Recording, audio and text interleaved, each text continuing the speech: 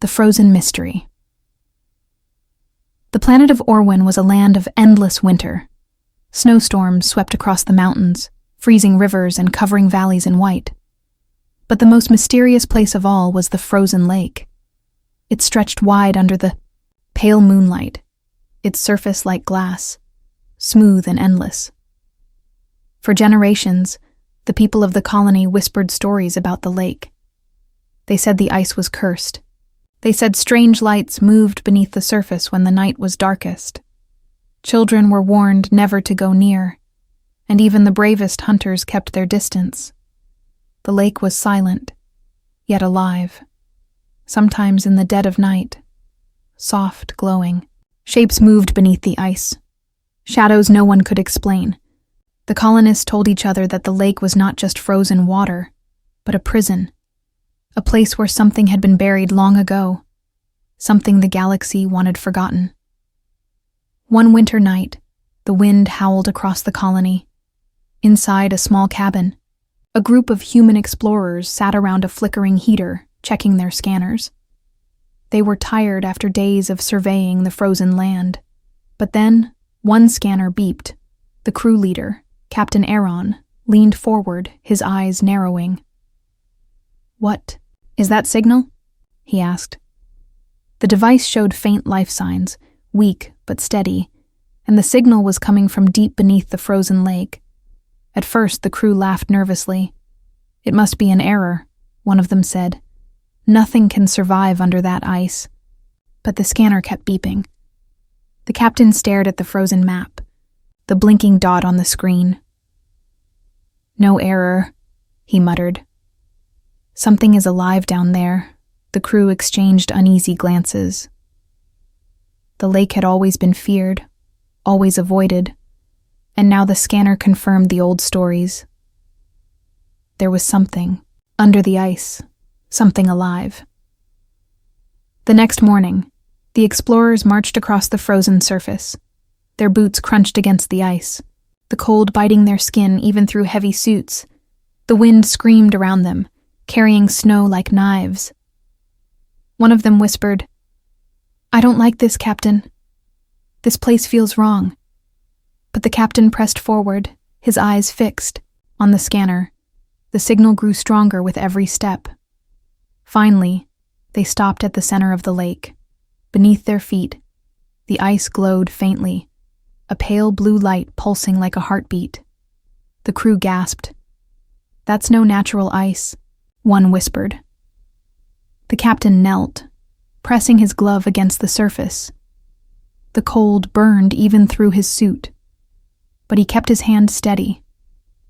The light below shifted, forming shapes, like a figure curled inside. The captain's eyes widened. "There's something—" "No, someone in there," he said, voice tight. They stared in silence, the frozen figure barely visible through the thick layers. A small shape, fragile, almost like a child. Fear gripped them. The old stories whispered through their minds.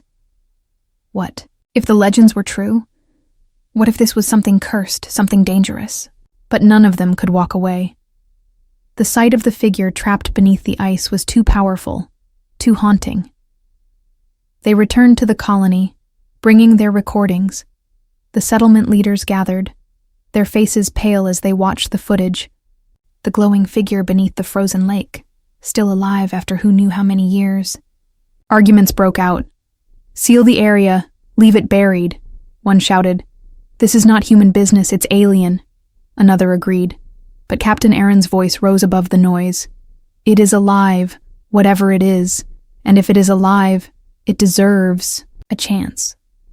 That night, the captain stood by the lake again, the wind cold and sharp against his face. The glowing light flickered below, as if it sensed him, as if it was calling out. For a long moment, he just watched, listening to the silence of the ice. Then he whispered, "Who are you? Why are you here?" The lake gave no answer, only the slow, steady pulse of light. But in his heart, the captain felt something. Not fear, not danger, but sadness. Whoever was trapped there had been waiting far too long. The next morning, heavy machines rolled. Across the lake, drills and cutters powered up, roaring against the howling wind. The colonists stood at a distance, watching nervously as ice shards flew into the air. Some prayed, others cursed. Slowly, layer by layer, the frozen surface was broken. The blue light grew brighter, shining upward like a beacon. Until finally, through the shattered ice, they saw it clearly. A pod, ancient and half-buried, glowing faintly with alien technology. The crew crowded around, their breaths held. Inside the transparent shell lay a figure, small and fragile. A girl, but not human. Her skin glowed faint blue. Her hair floated softly as if she was still underwater. Her eyes were closed, but her chest rose and fell in weak, steady breaths. The colonists gasped in shock. "She's alive," one whispered, voice trembling. Against all odds, against the frozen centuries, the alien girl lived, and now humanity had found her. The frozen lake was no longer a mystery. It was a beginning. The discovery. The alien pod was lifted carefully from the broken ice. Steam rose around it as the frozen layers cracked and melted under the heat of human tools. The machine cables strained, the entire colony watching in silence. No one dared to speak too loudly, as if afraid the sound might break the fragile moment. The pod was lowered onto a flat platform, glowing softly, almost alive. The alien girl inside remained motionless, her faint breathing the only sign of life. Captain Aaron stood close, his eyes fixed on the strange discovery. He felt the weight of what they had done. For centuries, the lake had hidden this secret, and now humanity had disturbed it. The colony elders gathered, their faces drawn with fear and worry. "This is not for us," one elder said. "We should seal it back, leave her in the ice." Others nodded nervously, their fear heavy in the air. But Aaron shook his head. "She is alive. She is not a weapon, not a curse. She is a child." The pod was taken to the colony's medical wing. Inside, bright white lights hummed above the metal walls. Machines surrounded the pod, scanners beeping, monitors flashing. With alien data, Dr. Lyra, the colony's chief medic, leaned forward, her eyes filled with curiosity. "She is stable," the doctor said softly. "Her body is weak, but her vitals are strong. It is almost like the pod was keeping her asleep. Keeping her alive," murmurs spread among the people gathered. "How long has she been here?" someone asked. The doctor shook her head. "Maybe decades, maybe centuries. I cannot say." Slowly, the pod opened with a hiss, releasing cold air into the room. The girl's body trembled. Her glowing skin shivered as though waking from a nightmare. Her eyelids fluttered, and for the first time, her strange glowing eyes opened. The humans gasped. Some stepped back in fear. Her eyes were large, luminous, glowing silver blue like stars trapped in water. She looked around in panic, her breaths quick and shallow, her small hands pressed against the side of the pod. As if trying to protect herself, Dr. Lyra stepped forward, her voice gentle. "It's all right. You're safe," she whispered, though she knew the alien girl might not understand. The girl blinked, confusion and fear on her face. Her lips moved, forming words in a broken, trembling voice. The humans strained to listen. She spoke in a language none of them recognized, soft but urgent. It was filled with tones of sadness, of pleading. The translator machines failed to process it, giving only static. But the emotion in her voice was clear. She was begging not to be left alone again. The captain lowered his weapon belt and knelt, his voice steady but kind. "We will not hurt you," he said slowly, pointing to himself. "Human, friend." The girl's glowing eyes stared at him, searching for truth.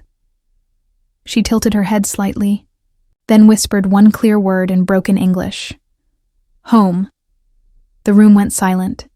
Everyone heard it. Everyone understood. The word hung heavy in the air, more powerful than any weapon. She had been waiting, hoping, for someone to give her what no one else had, a place to belong. But not everyone in the colony felt compassion. Some whispered that she was dangerous, that no alien technology should have survived this long. What if she was imprisoned here for a reason? One colonist demanded, "What if she brings enemies down upon us?" Another added. The elders argued loudly, their voices sharp. Some wanted her returned to the ice. Others wanted her handed over to alien authorities. But Captain Aaron and Dr. Lyra stood firm. She is alive. She is a child. Humanity does not abandon the lost, Lyra said firmly. As the debate raged, the girl curled into herself on the medical bed. Her glowing eyes dimmed, tears forming at the edges. She understood enough to know she was being rejected again. Her body trembled as if she feared being sent back into the cold darkness of the lake. Mara, a young engineer who had been watching, quietly stepped forward. She knelt beside the girl, offering her a small blanket. The girl hesitated, then slowly reached out, her small hands gripping the fabric. For the first time, her eyes softened, her glowing light warming slightly. Mara smiled, whispering gently, "You're safe now. You're not alone." Outside, the frozen winds howled across the colony, but inside the medical wing, something warmer began to grow. A fragile bond between humanity and the alien girl. A bond that the galaxy had denied her, but one that humanity was ready to protect. The frozen lake had kept her hidden, but now she was free, and her last hope rested in the hands of humans. The debate. The discovery of the alien girl spread quickly through the colony. By the next sunrise, almost every human in Orwin knew about the child from the frozen lake. Crowds gathered outside the medical wing, whispering and arguing, their voices filled with fear, wonder, and suspicion. The elders called for an emergency council, summoning Captain Aaron, Dr. Lyra, and other key figures. Inside the council hall, the air was heavy, the tension sharp like a blade. Elder Karos, a stern old man with sharp eyes, slammed his hand on the table. "This is a mistake," he declared. "We should have left her in the lake, frozen and forgotten." Others nodded, murmuring agreement. "She is alien," one woman added. "Not our kind, not our problem. What if she was locked away for good reason?" Fear rolled through the room, each voice louder than the last. But Captain Aaron rose to his feet, his voice firm. "She is alive, and that makes her our responsibility. We cannot pretend we never found her." Dr. Lyra leaned forward, her eyes burning with quiet anger. "She is a child. Look at her size, her fragile frame. She has been trapped for who knows how long. Would you leave a human child buried in the ice?"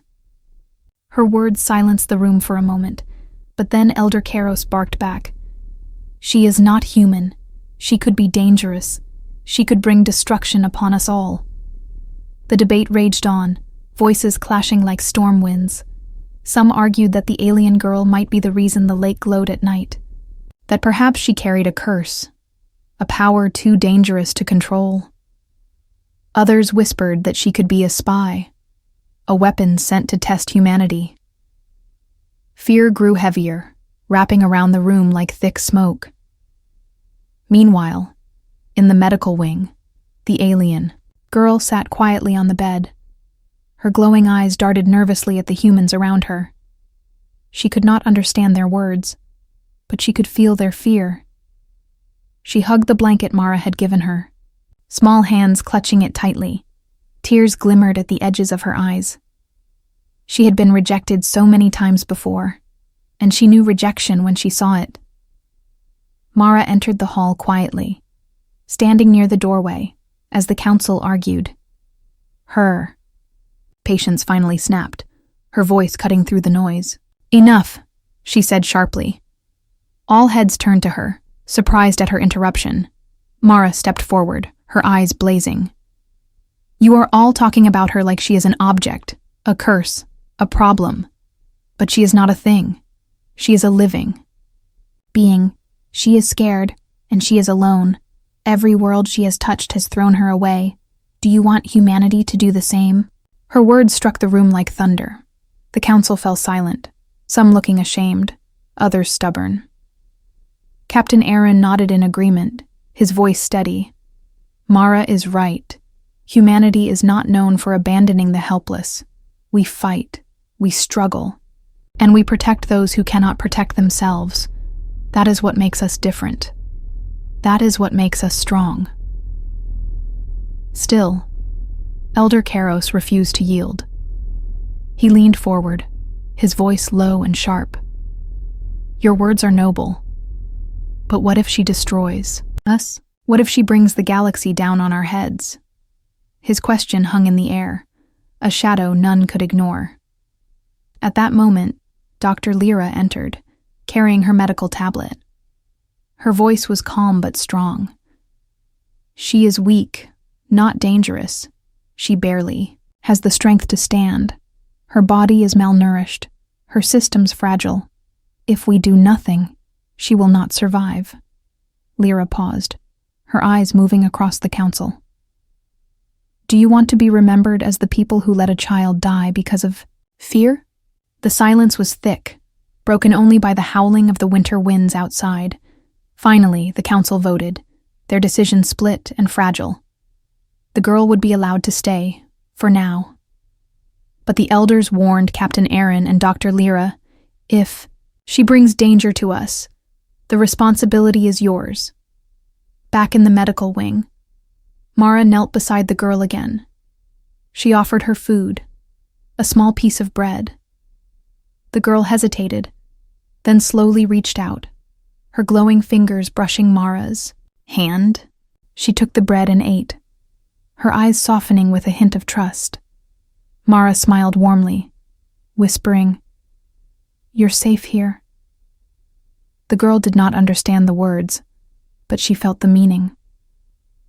Her tears stopped, and for the first time, she leaned gently against Mara's arm.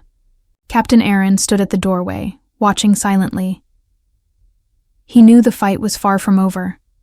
The girl's presence would bring more than just fear inside the colony. It would bring attention from beyond the stars.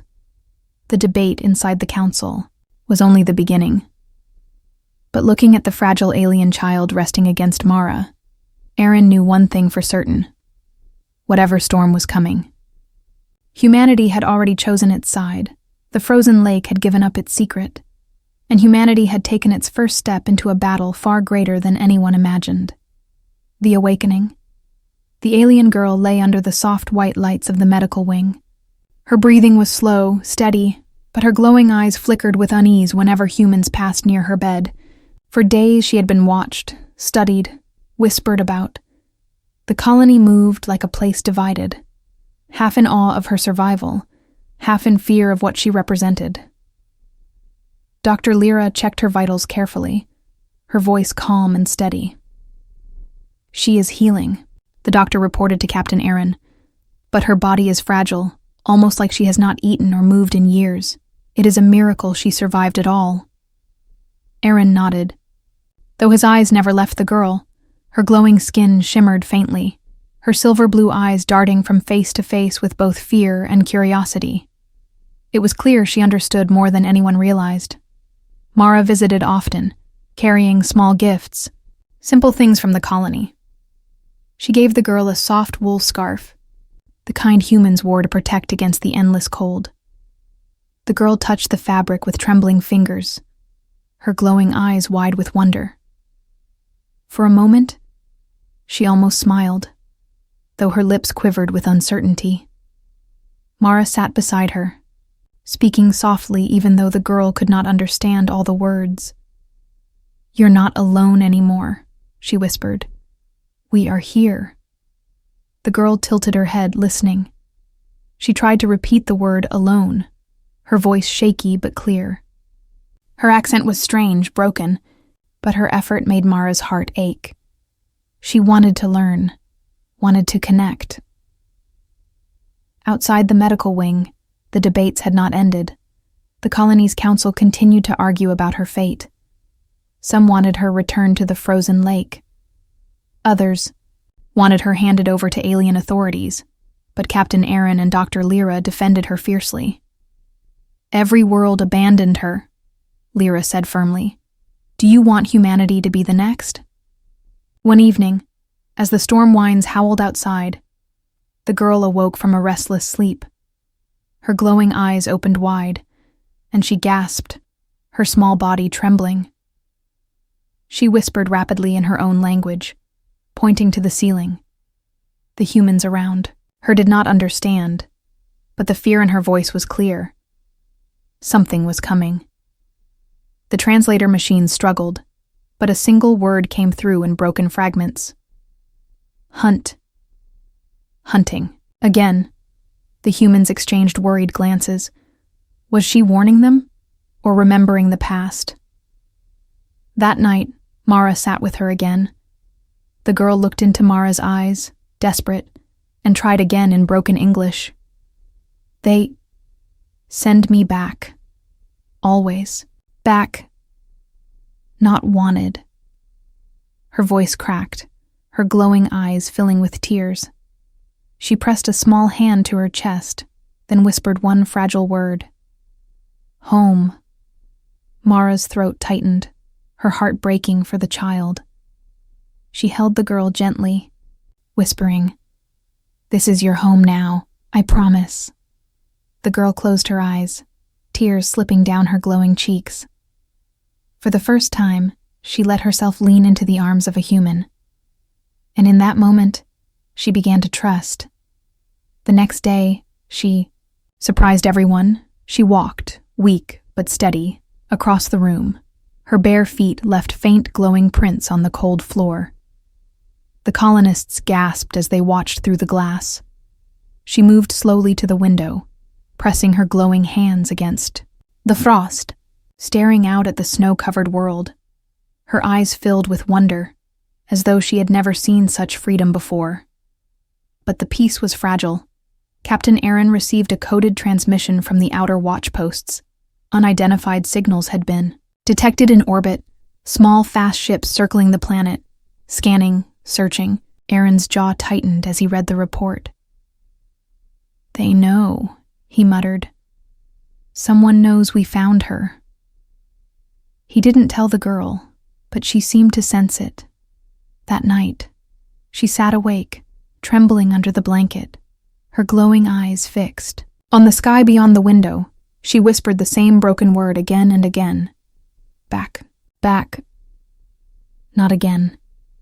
Mara stayed by her side, brushing her hair gently. "No one is sending you back," she said softly. "Not while we live."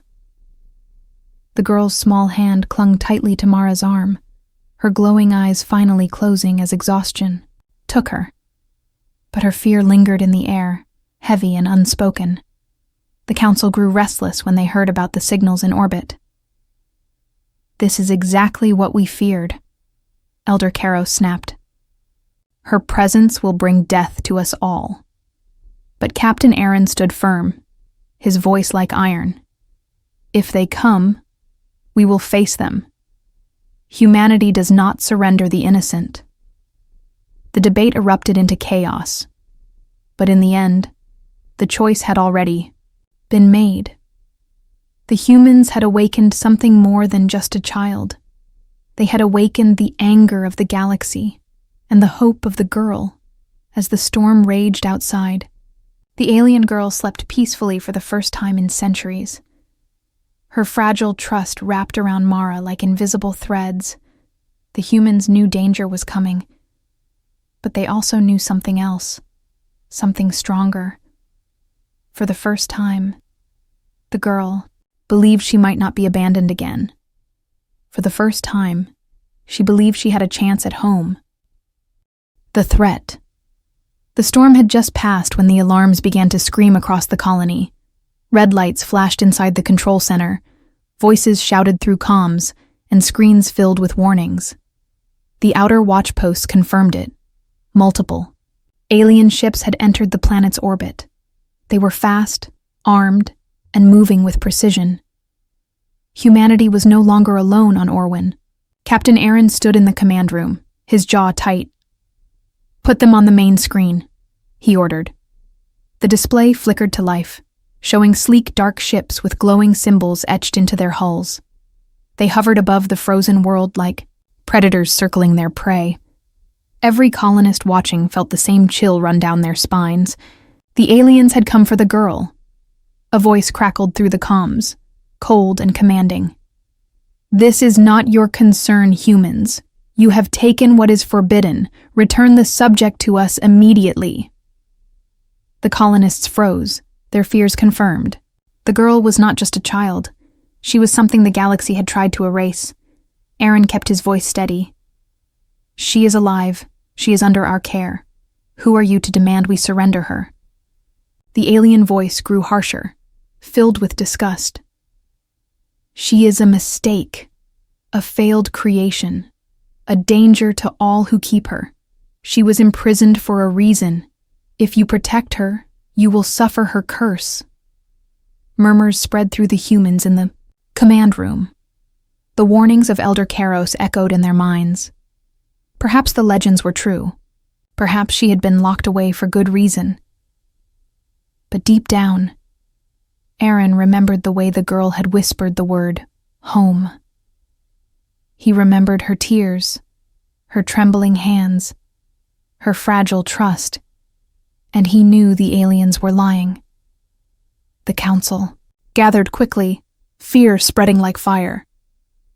"This is what I warned you," Karos shouted, slamming his fist against the table. "They will destroy us all if we resist." Others nodded, their faces pale. But Mara stepped forward, her voice sharp with defiance. "They rejected her. They abandoned her. Now they want to bury her again, and you would help them." Her words cut through the fear. "Humanity has never bowed to those who treat the innocent as trash," she continued. "If we send her back, we are no better than the rest of the galaxy." The alien girl sat quietly in the medical wing, unaware of the meeting. But she could sense the tension. Her glowing eyes flickered with fear. Her small body shivered as if she already knew what the aliens demanded. She clutched the scarf Mara had given her, whispering in broken English, "No, back, no back, please." Her voice cracked, but her meaning was clear. She would rather die than return to the frozen prison. The debate raged in the council. Some argued that survival mattered more than compassion. Others demanded that humanity stand firm. Finally, all eyes turned to Captain Aaron. He stood tall, his voice steady. "We are human," he said simply, "and humans do not abandon those who need us. If they want her, they will have to fight us." The decision was made, the colony prepared for war, defense systems powered up, ships readied for launch, and soldiers took their positions along the perimeter. The colonists who had once feared the girl now whispered prayers for her safety. For better or worse, she had become one of them. In orbit, the alien fleet grew restless. The comms crackled again. "Last warning, humans. Return the subject or face destruction." But Captain Aaron's reply was firm. "She stays with us."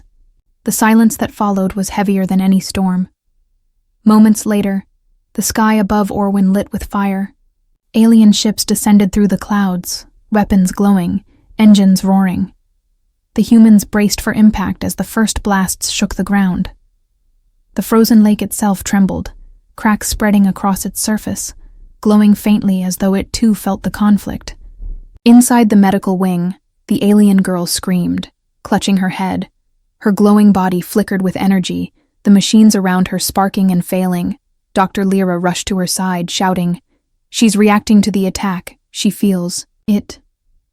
Mara held the girl tightly, whispering, "You are safe. We won't let them take you." The girl shook her head, her glowing eyes wide with terror. "No safe. They always take, always back." But then her small hands pressed against Mara's chest, her voice cracked but steady. "You. Stay. You. Protect." The first wave of alien fire struck the colony walls. Explosions echoed across the frozen plains, smoke rising into the cold air. Human soldiers fought back with everything they had, their weapons blazing. But the alien ships were stronger, faster, more advanced. Still, the humans refused to surrender. Their courage burned brighter than the ice around them. In the chaos, Captain Aaron's voice thundered through the comms. "Hold the line. Protect the colony. Protect her." The alien girl watched through the window, her tears glowing as they slid down her cheeks. For the first time, she saw someone fighting. For her, not to use her, not to imprison her, but to protect her. The battle had only begun. The frozen lake that once held her prison now stood as the heart of a new war. And humanity, against all odds, had chosen her side. The stand, the sky above. Orwin was on fire. Alien ships rained energy blasts down onto the frozen plains, shaking the colony walls.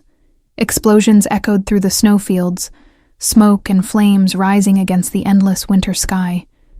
The humans fought back with everything they had, but their weapons were weaker, their numbers smaller. Still, they refused to bend, because this time, the fight was not just for survival. It was for the alien girl who had whispered the word, home. Captain Aaron stood at the command tower, his voice sharp through the comms. "Hold your ground. Humanity does not surrender. Humanity does not give up the innocent." His words spread courage through the soldiers. Even as the alien fleet pressed harder, the humans held their line. Every blast, every strike, was answered with human defiance. Inside the medical wing, the alien girl cried out as the battle raged. Her glowing body flickered with strange pulses of light. Machines sparked and flickered around her, unable to handle the energy she released. Dr. Lyra tried to calm her, but the girl's fear only grew. "They take me," she whispered again and again. "Always take me back." Mara knelt by her side, holding her hands tightly, her voice steady even as the ground shook beneath them. "No one is taking you, not while we live. You are ours now. You are home." The girl's glowing eyes stared at Mara, trembling. She wanted to believe, but centuries of rejection and abandonment weighed on her heart. The sounds of battle filled the air, explosions, gunfire, shouts. Her small voice cracked as she whispered, "Why? Why you fight for me?" Mara pressed her forehead gently against the girl's glowing skin. "Because we are human, and humans don't throw away family." The words struck something deep inside the girl. Her trembling slowed. Her breathing steadied. The glow around her body shifted, no longer wild and unstable, but steady, controlled. Outside, another alien strike slammed into the colony's shields, nearly breaking them. The humans braced for collapse, but then something impossible happened. The frozen lake lit up with a blinding blue glow. Cracks spread across its surface, not from the enemy fire, but from the energy pulsing outward from the girl. The entire planet seemed to tremble. Ice shards rose into the air, floating like shimmering glass around the colony. The girl screamed, but this time it was not fear. It was power. A massive wave of energy burst from her small body, spreading across the colony. The human defenses surged with strength, shields repairing themselves as though wrapped in invisible armor. Alien blasts struck, but bounced harmlessly away. The alien ships wavered in confusion, their comms filling with shouts of panic. "The subject has awakened," one alien voice cried. "Containment is impossible." The humans watched in awe, as the girl stood for the first time on her own, her glowing body brighter than ever, her silver blue eyes fierce. She walked slowly to the window, every step leaving glowing prints. On the floor, her voice was soft, trembling but clear. "No more back," she said, her English broken but strong. "I stay." Mara's eyes filled with tears. The girl had chosen to stand, chosen to trust, chosen to fight with humanity. Captain Aaron watched the sensors as alien ships pulled, back in fear. "They're retreating," he whispered, unable to believe it. The humans cheered, relief rushing through their hearts. But Aaron's expression was not joy, it was steel. "They will return," he said. "And when they do, they'll come in force." The council gathered again after the battle, the debate fiercer than ever. Elder Caros slammed his fist on the table, his voice shaking with anger and fear. "You see now. She is dangerous. She wields power beyond anything we can control. If she stays, we will all be destroyed." But Mara rose, her voice sharp with fire. "She is not dangerous. She is hope. She saved us. Without her, we would be dead. You call her a curse, but she is the reason we live tonight." Dr. Lyra nodded, her voice calm but firm. "She is not a weapon, not a curse. She is a child who has been rejected too many times. Humanity is her last chance, and we will not fail her." The council remained divided, fear battling against compassion. But in the medical wing, away from their arguments, the girl sat quietly with Mara, her small hands clutching the scarf again, her glowing eyes softer. She looked at Mara and whispered one word again, clearer this time. "Mother." Mara froze, her heart stopping for a moment. Then she wrapped her arms around the child, tears slipping down her cheeks. "You're safe," she whispered. "You're ours, and nothing in the galaxy will change that." The humans had made their stand. They had defied the galaxy's will. And in doing so, they had gained not just a child, but a symbol. The frozen lake had given her to them, and humanity had chosen to fight for her, no matter the cost. The war was far from over, but for the first time, the alien girl believed she had a family, and for the first time, humanity knew they had found something worth risking everything to protect. The forever home. The frozen world of Orwin lay quiet after the first battle. The snow-covered plains were scarred with fire and smoke, but the colony still stood.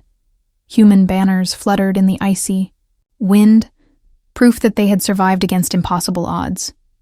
Yet everyone knew the fight was not over. The aliens who demanded the girl would not forgive. They would return, stronger than before. Captain Aaron looked over the reports, his face grim. "Our weapons are not enough to face a fleet," he admitted. "But we have something they do not. We have her." He glanced toward the medical wing where the alien girl rested. Not as a prisoner, not as an experiment, but as one of them. The girl had changed since that night. She no longer trembled at every sound, no longer cried in fear. Her glowing eyes now carried a quiet strength. She followed Mara closely, learning human words one by one. Sometimes she smiled, shy and small, but real. Every time she whispered, "Mother." Mara's heart grew heavier with love and determination, but the warning came sooner than expected. The watch post detected another fleet entering orbit, larger this time, armed with ships beyond counting. The comms filled with alien voices, harsh and demanding. "This is your last chance. Return the subject, or your colony will burn." The humans stood in silence, their fear real, but their resolve stronger. Captain Aaron gave the only reply humanity could give. "She is not yours. She is ours. If you want her, you will have to take her from us." The sky erupted in fire as the alien fleet descended. Dozens of ships darkened the heavens, their weapons glowing like suns. The ground shook as the first strikes hit, snow and ice exploding into the air. The humans returned fire, their defenses straining, their shields flickering. But this time, they were not alone.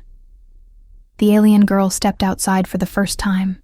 Since leaving the frozen lake, her small figure stood on the colony wall, the storm winds whipping her glowing hair around her face. She looked up at the sky, her silver blue eyes blazing with light. Mara stood beside her, whispering, "You don't have to do this. You're just a child." But the girl shook her head. Her broken English was soft, but filled with strength. "No child, no curse. I am family." The ground lit up with a brilliant glow. The frozen lake cracked and burst with energy, blue light flooding the plains. The girl raised her small hands, her entire body glowing like a star. Waves of energy swept outward, wrapping around the colony like an unbreakable shield.